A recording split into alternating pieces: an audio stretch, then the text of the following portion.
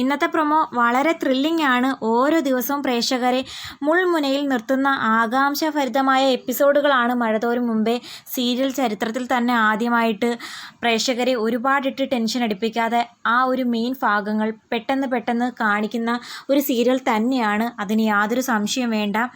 അപ്പോൾ ഇന്നത്തെ പ്രൊമോയിൽ കാണിക്കുന്നത് വൈജയന്തിയുടെ ആ പൂർവ്വകാല ചരിത്രങ്ങളെല്ലാം തിരക്കി ബാലേന്ദ്രൻ പുറപ്പെടുന്നുണ്ട്. ആരോടും പറയാതെ. സാധാരണ അലീനയോട് പറയാറുണ്ട് ഉച്ചയ്ക്ക് ഫുഡ് കഴിച്ചതിന് ശേഷം ഒന്ന് മയങ്ങി ഗ്രീൻ ടീ കുടിച്ച് ഡോർ അടയ്ക്കാനൊക്കെ പറഞ്ഞിട്ടാണ് പോകുന്നത്. ഇന്നൊന്നും പറഞ്ഞില്ല. അലീന വെള്ളം കൊണ്ട് വരുമ്പോഴത്തേക്കും അവിടെ കാണുന്നുമില്ല. ആ ഒരു സംശയവും പേടിയൊക്കെ മുത്തശ്ശിയോട് ചെന്ന് പറയുമ്പം മുത്തശ്ശി പറയുന്നുണ്ട് ഇന്നവന് ടീ വേണ്ടായിരുന്നായിരിക്കും, അതുകൊണ്ടാണ് പോയേ. അതല്ല മുത്തശ്ശി, എന്നോട് ഡോർ അടയ്ക്കാനും പറഞ്ഞിട്ടേ പോകാറുള്ളായിരുന്നു, ഇന്നൊന്നും പറഞ്ഞില്ല. അത് ചിലപ്പോൾ അവൻ എന്തെങ്കിലും അത്യാവശ്യം കണ്ടു കാണും എന്ന് വളരെ നിസ്സാരമായിട്ട് കരുതുന്നുണ്ട്.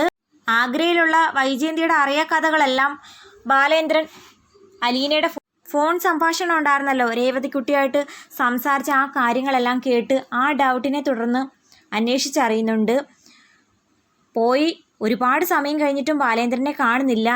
ജോലി കഴിഞ്ഞ് വരേണ്ട സമയം കഴിഞ്ഞു. ഉച്ചയ്ക്ക് തന്നോട് പറയാതെയാണ് പോയത്. ഇതെല്ലാം കൊണ്ട് അലീനയ്ക്ക് വല്ലാണ്ട് പേടി വരുന്നുണ്ട്.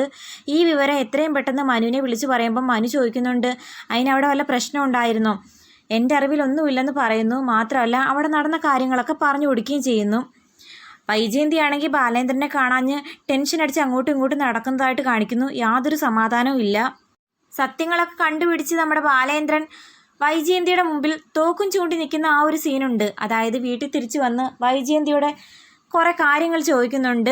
നീ അറിയാത്ത ചില സംഭവങ്ങളുണ്ട്, മരിക്കുന്നതിന് മുമ്പിട്ട് നിന്നെ അത് അറിയിച്ചിട്ടേ കൊല്ലൂ എന്നൊക്കെ പറഞ്ഞ് നിൽക്കുന്ന സമയത്ത് മേളിലുള്ള ആ ഒച്ചപ്പാടൊക്കെ കേട്ടിട്ട് അലീന ഓടിച്ചെല്ലുന്നതും ബാലേന്ദ്രൻ ആ തോക്ക് അലീനയുടെ നേർക്ക് ചൂണ്ടുന്നുണ്ട്. ഒരിക്കലും ബാലേന്ദ്രൻ അലീനയെ കൊല്ലില്ല. പകരം തോക്ക് ചൂണ്ടി എല്ലാ സത്യങ്ങളും വൈജയന്തിയും അലീനയെ അറിയിക്കുന്നു.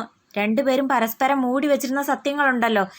അലീനയ്ക്ക് സ്വന്തം അമ്മയാണ് വൈജയന്തി എന്നുള്ള കാര്യം അറിയാം. പക്ഷെ വൈജയന്തിക്ക് അറിയില്ലായിരുന്നു സ്വന്തം മകളാണ് തന്നെ കാണാൻ വേണ്ടിയിട്ടാണ് വേലക്കാരിയായിട്ട് ഈ വീട്ടിൽ ഇത്രയും നാൾ തുടർന്നേ എന്നുള്ള കാര്യമൊന്നും അറിയത്തില്ല. ഇതിനെ തുടർന്ന് അറിയും അവിടെ എന്തോ ഒരു അപകടം പറ്റിയിട്ടുണ്ട്, ആംബുലൻസ് വണ്ടിയൊക്കെ വരുന്നു. സത്യങ്ങൾ മനസ്സിലാക്കിയ ആ കലിക്ക് വൈജയന്തി എന്തെങ്കിലും ചെയ്ത് കാണുമോ ബാലേന്ദ്രൻ എന്നറിയില്ല.